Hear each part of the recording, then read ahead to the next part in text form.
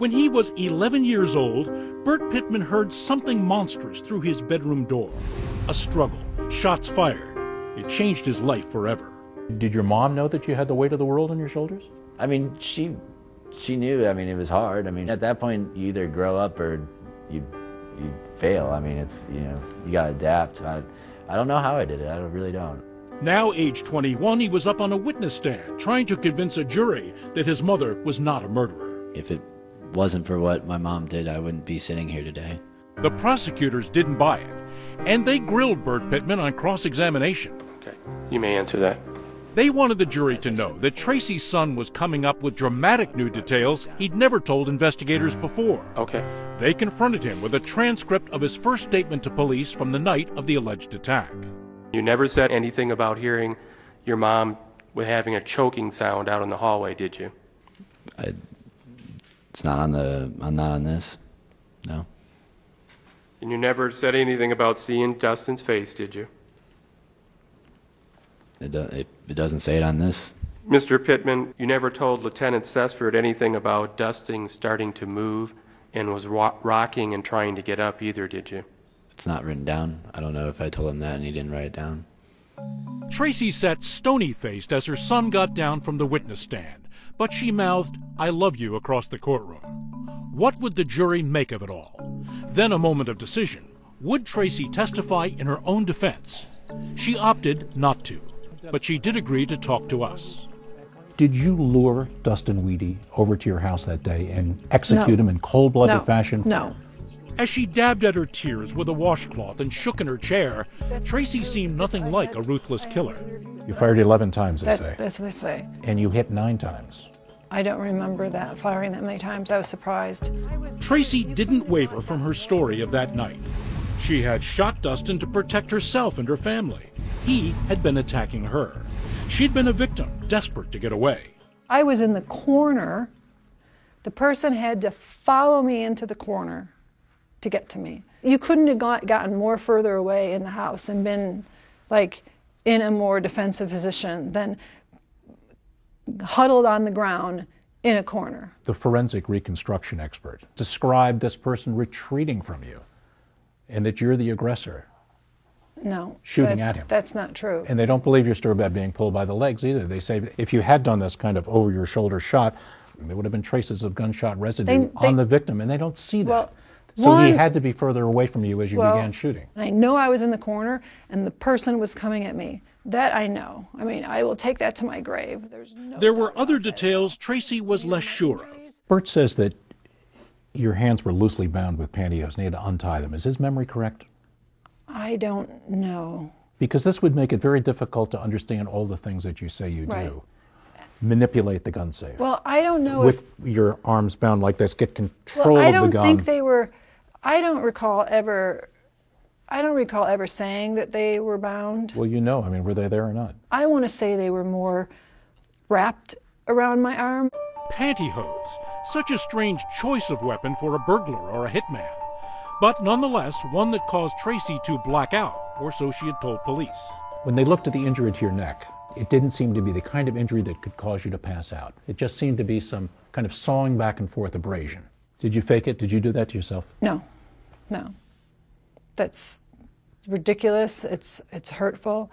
I'm prone to blacking out. I have very low blood pressure, but I don't know if it was out of fear. I do know I could not breathe. I felt like I could not breathe.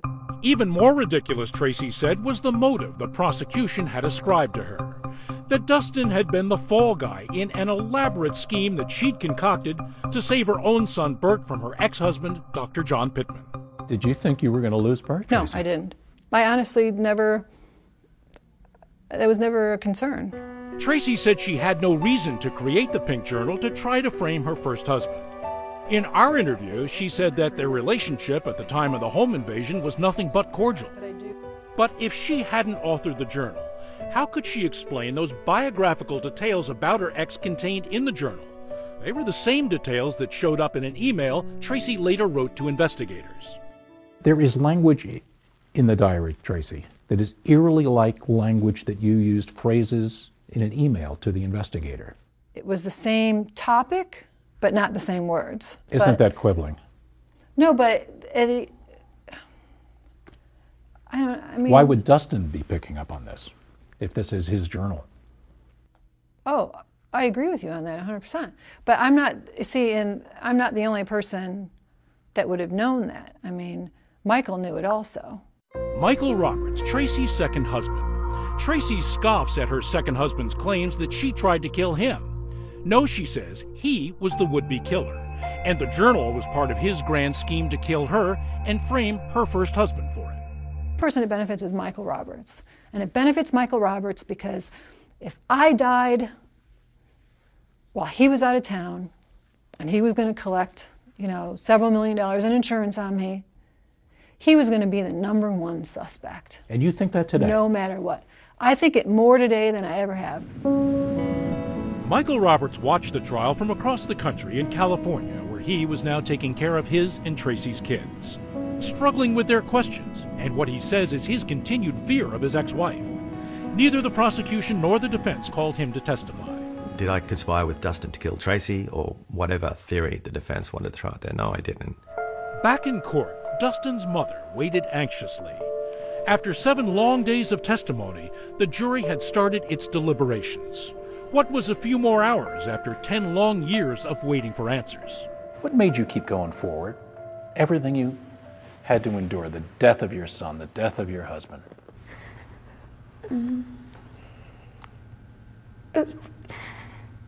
My girls, I'm like, they don't have a dad, they lost their brother. I tried to give them everything. Didn't always do a good job, but I knew I had to be there for them. And her daughters were there for her when the verdict was read. We, the jury, find the defendant, Tracy Ann Richter, guilty of the crime of murder in the first degree. Tracy buried her head in her hands. When they read the verdict, I thought I misheard it. I did not expect it.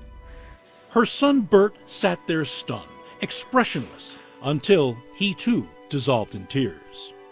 A few weeks later, a judge listened to Mona's daughters as they explained the price they'd paid for Tracy's acts. After all, Dustin had been not just a son, he'd been a brother too. You cheated my brother Dustin out of his future. As I looked around the room again, I saw my big brother wasn't there. And take your time, okay? If you need a second. Mona's hand shook as she read her statement. I can only wish that when you hear the sound of your door closing in your cold cell, you're haunted by all the pain and misery you have caused to me, my family, and everyone else you have used and abused. The judge sentenced Tracy Richter to spend the rest of her life in prison. Mona Weedy finally had justice for her son. But the investigator doesn't believe this is the last we may have heard from Tracy Richter. It's not going to ever be over for her. I think the worst part about her being in prison will be she will have more time than she's ever had before to sit around and plot and scheme. And there's one more person who may now face some legal trouble of his own, Tracy's son. Bert still stands by his mother and her story. He says he was completely truthful on the witness stand, but the prosecutor is not so sure. Bert could soon be charged with perjury. Liar is a tough word in American culture. Do you think the kid's a liar? Absolutely. Anytime she was in a pinch, he was the alibi, he was the piece of evidence. And it's easy for me to sit on the outside and I see it. It's his mom, man. I would have done the same thing. So at the end of things, maybe it's really the other way around. For so long, Tracy had told this story of a mother protecting her children. But perhaps the real story is the tale of a loyal son protecting his mom, trying and ultimately failing to shield her from herself inside a wintry house long, long ago.